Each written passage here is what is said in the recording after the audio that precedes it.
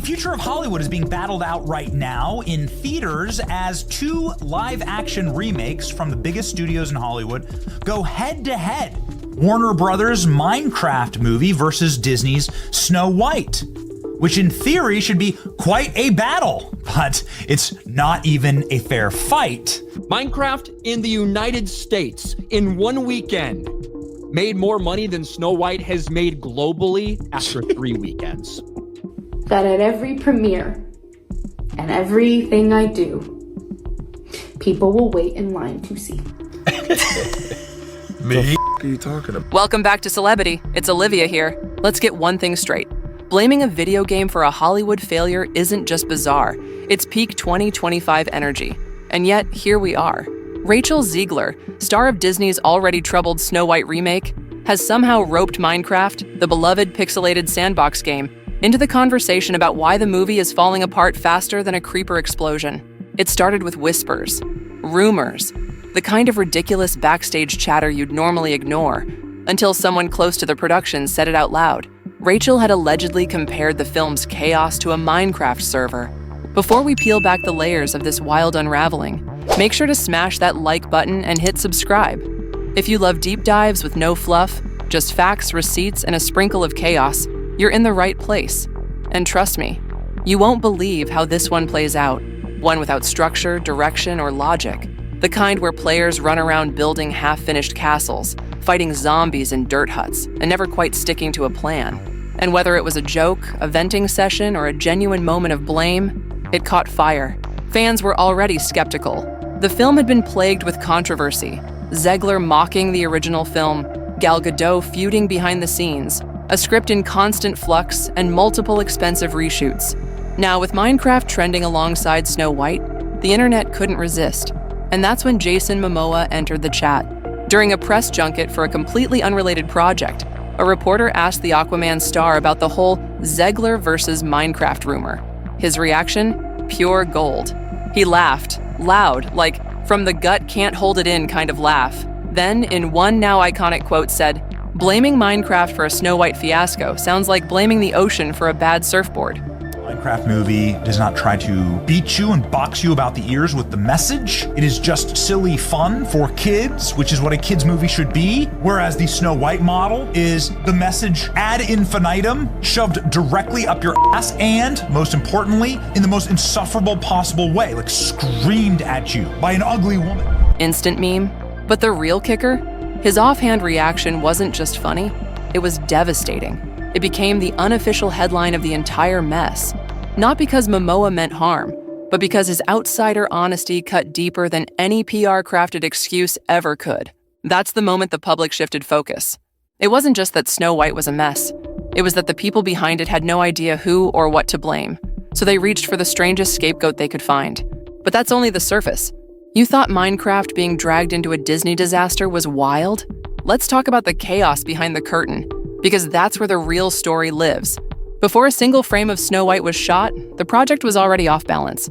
What started as a hopeful, progressive retelling of a beloved classic quickly turned into a creative tug-of-war, not just between actors and directors, but between Disney's execs, PR teams, screenwriters, and even marketing strategists. Rachel Zegler then inexplicably continued to post herself in an empty theater for her own movie.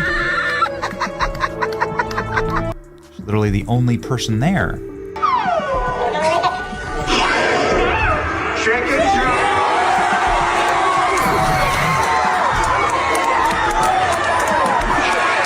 All pulling in different directions. The result? A Frankenstein film stitched together in panic. Scripts were rewritten mid-shoot. Character arcs changed without warning. One insider described it as like filming 3 different movies with 3 different messages, none of which agreed with each other. Let that sink in. Gal Gadot, playing the evil queen, reportedly shot her biggest confrontation scene with 3 separate endings. Rachel Zegler's version of Snow White was rewritten from a bold feminist to a wisecracking rebel, then to a soft but independent leader, depending on what Disney's latest test screening panic demanded. Production insiders leaked that reshoots pushed the schedule back 6 months. Costumes were altered, sets rethemed, and one dramatic ballroom sequence, intended as the emotional peak of the film, was allegedly cut entirely after Zegler and Godot clashed over how the scene should be delivered.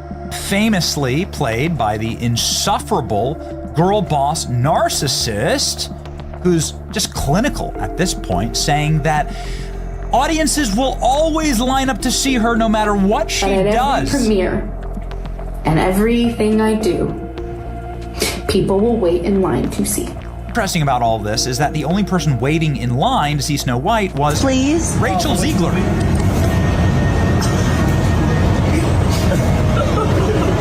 And if you think that's bad, try being a crew member. Word is, morale on set was so low that one assistant described working on the film as like building a sandcastle in the rain. Every time progress was made, another wave of notes, rewrites, or last-minute directives washed it away. And that's where the Minecraft comparison starts to make sense. It wasn't just a punchline. It was Zegler's way of voicing what everyone on set felt. This movie had no structure. Everyone was building their own version of the story, and none of the pieces fit. But here's the twist.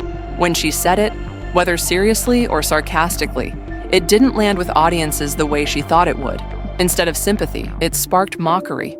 Instead of understanding, it triggered a wave of memes, jokes, and disbelief. And instead of fans seeing her as a frustrated actor caught in a mess, they saw her as passing blame, again. And that's when the tide really turned. Because the more she talked, the more she became the face of a movie no one trusted anymore. At this point, the fire wasn't just spreading, it was raging. Rachel Zegler then inexplicably continued to post herself in an empty theater for a movie. She's literally the only person there. And do you not understand how humiliating this is? Meanwhile, the experience at Minecraft goes something like this.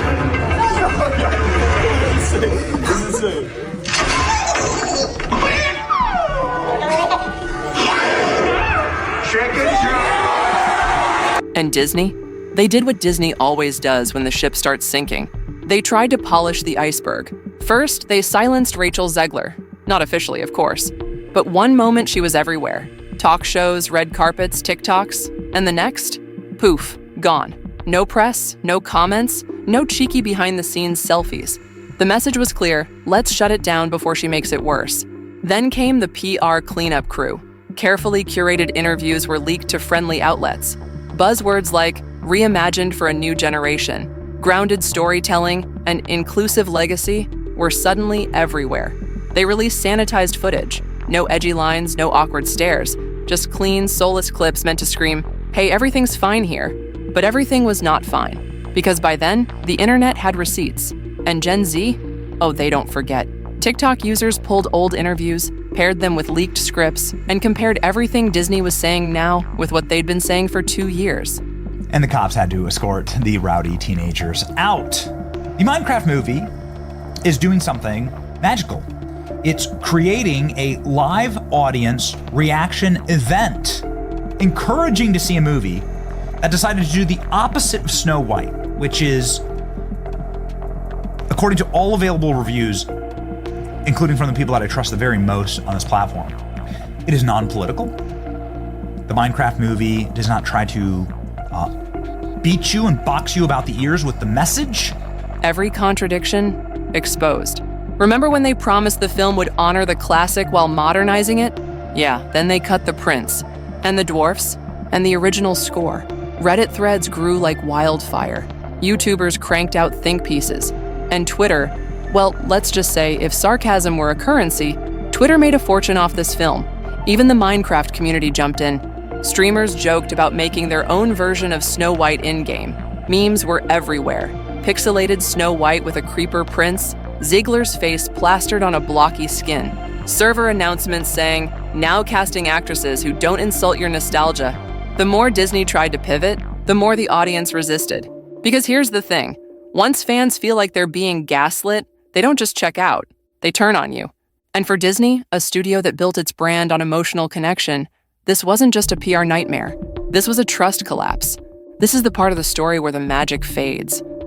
It is just silly fun for kids, which is what a kids movie should be. Whereas the Snow White model is the message ad infinitum, shoved directly up your ass, and most importantly, in the most insufferable possible way, like screamed at you.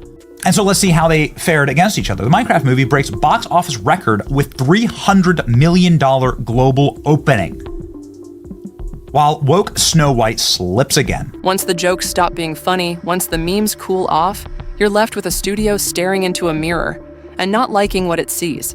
Because Snow White wasn't just a misfire, it was a complete system failure. And the consequences? Immediate. Let's start with the biggest hit. Theaters started dropping it. First, small chains. Then AMC. Quiet removals from the schedule. No official announcements. Just time slots replaced with safer bets, fewer showings, and eventually, no showings at all. And just like that, Snow White went from the most anticipated remake in Disney's arsenal to a film no one wanted to screen. Next came the cast exodus. Gal Gadot, who had done her best to ride the chaos, reportedly distanced herself from Zegler entirely. Sources say she skipped internal promo meetings. Her reps began fielding questions with phrases like "no comment" and "not contractually obligated." Translation? She's out. Other actors from the project vanished. In theory, Snow White should as well. Snow White's the movie that made Disney, the studio. They should have been more cautious and careful with their own IP. The Disney Snow White, faithfully adapted, would have made $1 billion. Everyone knows this. So the film received a low score on Rotten Tomatoes, but 87% fan approval. The rankings were very similar to Snow White, which received a 40% critic score, 73% audience ranking. Yeah, right. No one reposted trailers. No one hyped the release. It was a silent mutiny. Hollywood's way of saying, we're not sinking with this ship. And Disney? They did what they do best when the brand is in jeopardy: erase and redirect. The studio shifted focus to Moana, Inside Out 2, and a new Frozen spin-off. Internal resources were reallocated, merchandise plans shelved, park tie-ins scrapped, and Snow White buried under the rug of silence. Some insiders even claim that Disney may quietly drop it onto Disney Plus with zero fanfare. No red carpet, no global press tour, just uploaded and forgotten, like a movie that was never meant to be seen. All of it culminating in one harsh truth. Snow White wasn't a movie anymore. It was a warning, a reminder that remakes without reverence fail, that audiences can't be marketed into submission, and that no amount of Disney polish can cover a script built on contradictions. The fairy tale is over. Every empire has a moment when it realizes the people have stopped believing. However, the Minecraft movie was not plagued by a controversy of being woke. Rachel Zegler, who was cast in the title role, but some diehard fans were upset that Zegler, who identifies as Colombian American, was cast to portray the Disney princess. Box office numbers. The Minecraft movie made $60 million on Saturday. Snow White made $2 million. In contrast to Snow White, I was really expecting the Minecraft movie to bury Snow White. I was expecting it to bury it, and it has.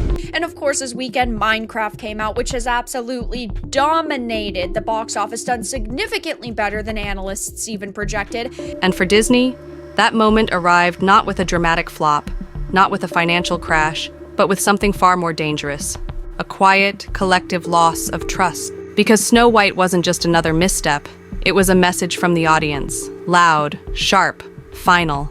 It told Disney, we're not your test subjects, we're your legacy, and we're not sticking around if you don't respect it.